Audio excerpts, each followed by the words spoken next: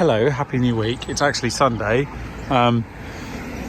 So this week's been, last few days have been a bit of a mess, to be honest, because on Friday I don't believe I filmed anything. So let's recap what happened at the end of last week. Welcome to another episode of Toby's Stupid Vlog. Last week. So Friday morning, Crystal took the day off work. I was feeling a bit after working at the event, forecourt trader event the night before. I wasn't feeling great because, just I think late nights, too many, not enough sleep, house buying issues and all sorts. And we'd bid on this house. We're waiting to hear back. And then Friday we had to go to get Amelia's German passport. So we got up early, got on the tube and went to Sloane Square to get to the German embassy, which we made in reasonably good time. But just before we got to the embassy, we had a missed call from the estate agent. We'd put the bid in for this house. We were thinking, oh crap, do they ring the people who've got it first, or do they ring the people who haven't got it first? As I mentioned, there was only us and one other bidder, and we thought it was about 50-50, if we're honest. We were not optimistic, but not massively. So we got the house. So that's amazing. But I think the relief of that, combined with whole working the night before and then Amelia's passport shenanigans, because it's like 2 forms in triplicate with like 900 pieces of evidence to prove that she exists and she's German, and all of that sort of finally caught up with me especially. By lunchtime I was feeling pretty rough. My stomach was just an absolute shambles, and I ate an apple and that was it. And then tried to have some dinner later that day and just felt so ill, had to go to bed. And I went at about 8:30 and I felt just like death. That feeling you get when you've got like a really bad flu-like cold, where you've got a headache and you feel sick and what have you, but you don't actually have any coughs or sneezes or anything like that. That's kind of how I felt, and I thought, oh god, COVID. So COVID test, no COVID's good. It just was nervous energy, because the following day, yesterday, I woke up and I felt fine, actually. Went to my parents, they got to see Amelia, had a really fun day, came back, and today, it's Sunday, as I mentioned, it's German National Day. So I've just been to Hansel and Pretzel, the German bakery in Ham, and I bought loads of things: bratwursts, apple cakes, curry ketchup, everything that I think of when I think of German food. So we bought a house. It's amazing. It needs a lot of work, and we're very excited, and I've got my appetite back, and there's a lot is going to be going on in the next couple of months. But until the contracts are signed, nothing is certain. Good morning. It's a beautiful autumn day, as it was yesterday as well, although obviously the temperatures have somewhat reduced on 10 days ago, as you might imagine. But actually it's going to be quite nice by the end of this week. We had a remarkably good September.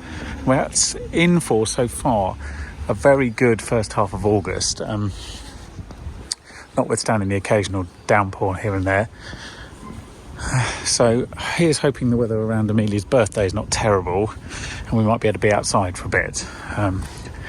But she's very much an autumn child, so there's a fairly good chance it will be pouring or freezing or snowing. I'm getting on a plane in 4 weeks' time. I can't tell you how exciting that is. Now, I think I mentioned many times last year and the year before, about how many times I left the country in 2019, and it was a real privilege to be able to do that, and made even more obviously so with 2020 and the fact that you couldn't leave the country at all. But I hate flying. Like the core of me hates flying. Okay, the basic principle of getting on planes and wobbling around in the sky, not great with. Now, however, the rational part of me completely understands how flying works. I understand the physics. I understand how a plane works. I've even done some, basic instruction on how to fly them, so I get it.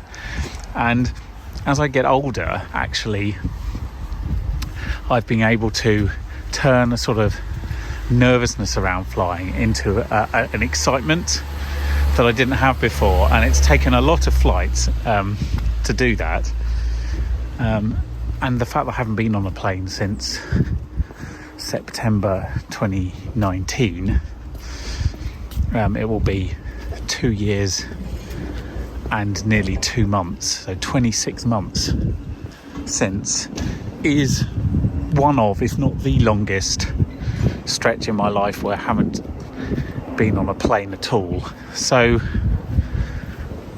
I'm really looking forward to it. I'm looking forward to all the excitement, the nervous energy and everything about it. And if it's a day like today, it'll be glorious. It's going to be the first week of November, so it's a fairly good chance it'll be terrible weather. But whatever, I don't care.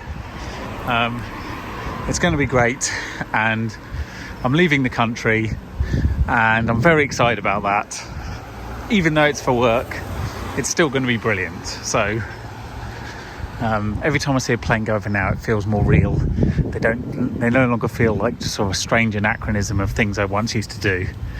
It feels like something that's coming back.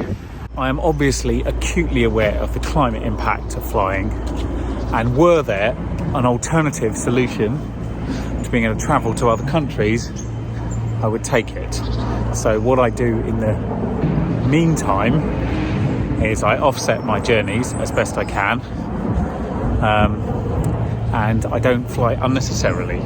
So it's worth reflecting on, what happened a year ago, because for me the last 12 months have been a bit blurry, and although I've done a lot of different things work-wise, and we've finally got to the position to sell a house and buy a new one, it does feel a bit like a treading water year in a lot of ways. Once this move is done, it won't, but we, in a personal life, we probably didn't get much further forward.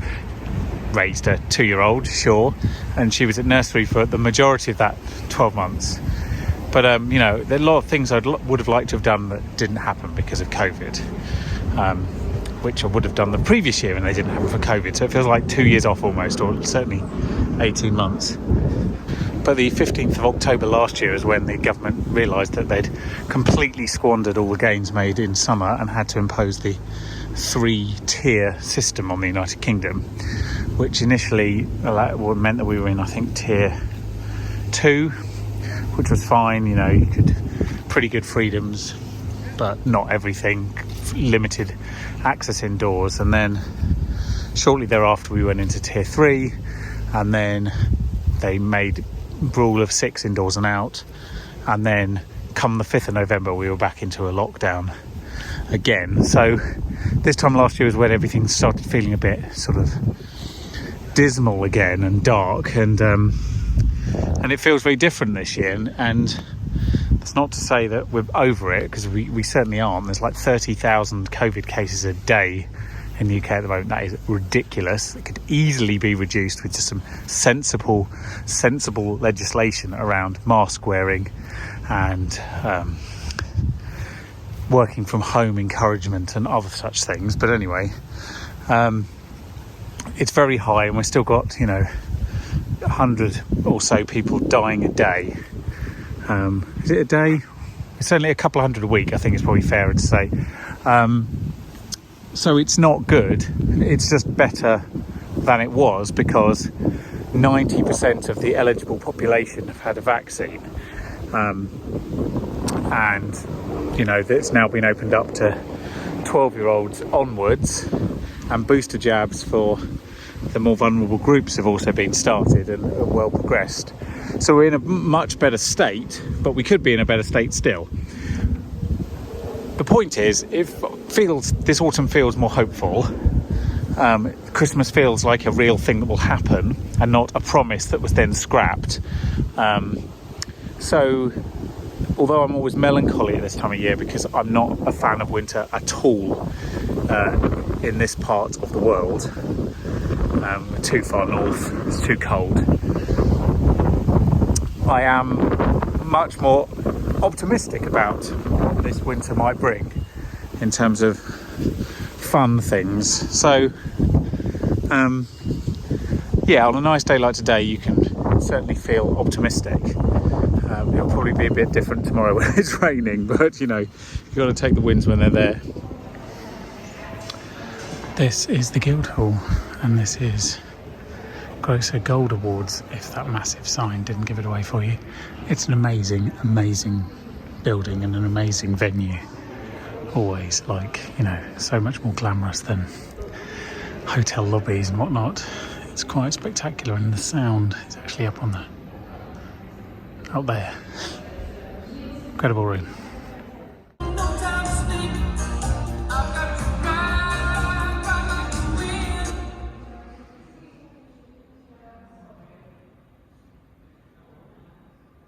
It's just full of rooms like this here. Grandfather clock, chandeliers, vaulted wooden ceiling, huge table, stained glass. I think this is the room where the Queen had her silver wedding anniversary dinner. You know, it's that kind of thing. Pictures of old London Bridge. Various coats of arms, although I don't recognise any of them because my heraldry of the United Kingdom is very weak. A small gong, presumably to call you to dinner, which is excellent.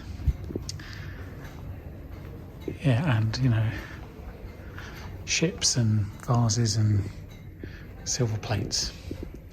And then if you come out of the small room, you're into the this is the sort of annex. This is the big room next to the main Guildhall itself. So this is where they do the drinks receptions, tapestries on the wall, more giant clocks, more vaults, big lights, stained glass windows. It's very, very nice. Oh, there you go, you get a bit of feel in the wide angle, don't you?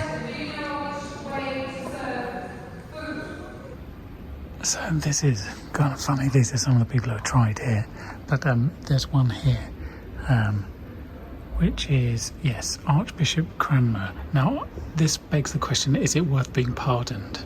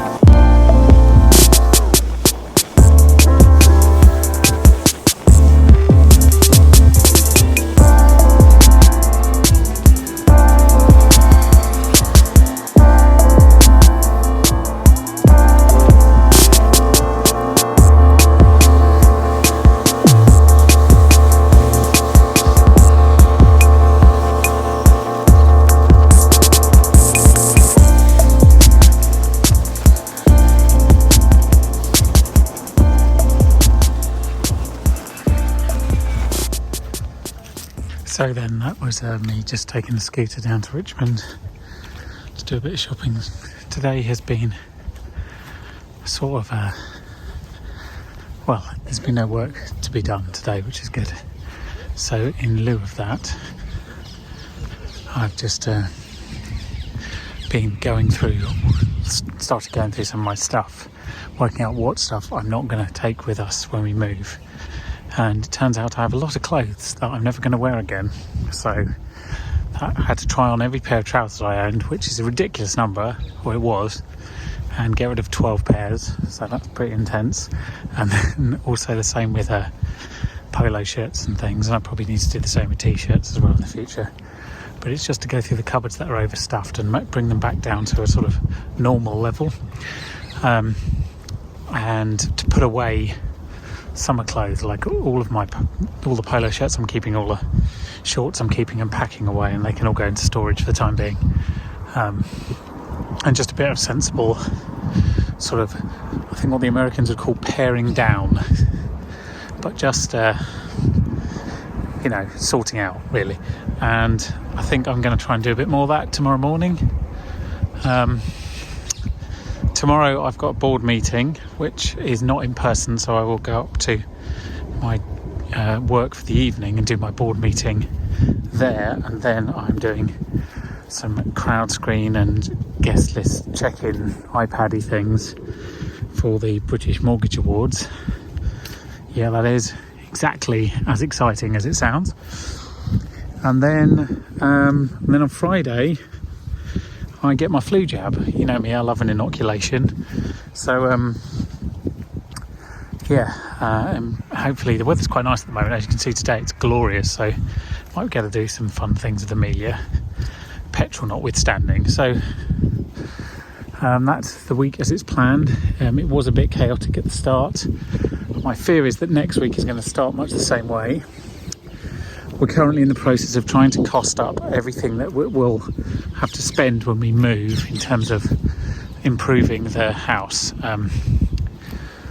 It's currently standing, well, it's in the tens of thousands, let's put it that way. Complete rewire, boiler move, new kitchen, possibly new bathroom. That's the really expensive one, believe it or not.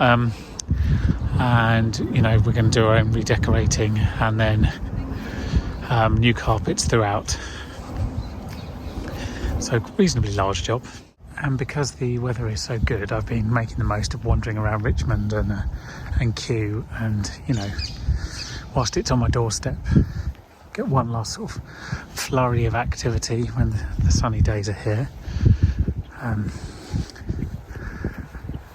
Because I'm sure I'll miss it when we move, and whilst there'll be other things very nearby, my relationship with Kew Gardens is 4 decades old, and I haven't always lived on top of it, but in the last 12 years that I've been here, I have obviously been in here a very, very larger number of times. So it does feel a bit like my garden. In lieu of that, we've bought a house with a very large garden, so I won't be able to wander around it all day, but at least it is sizable.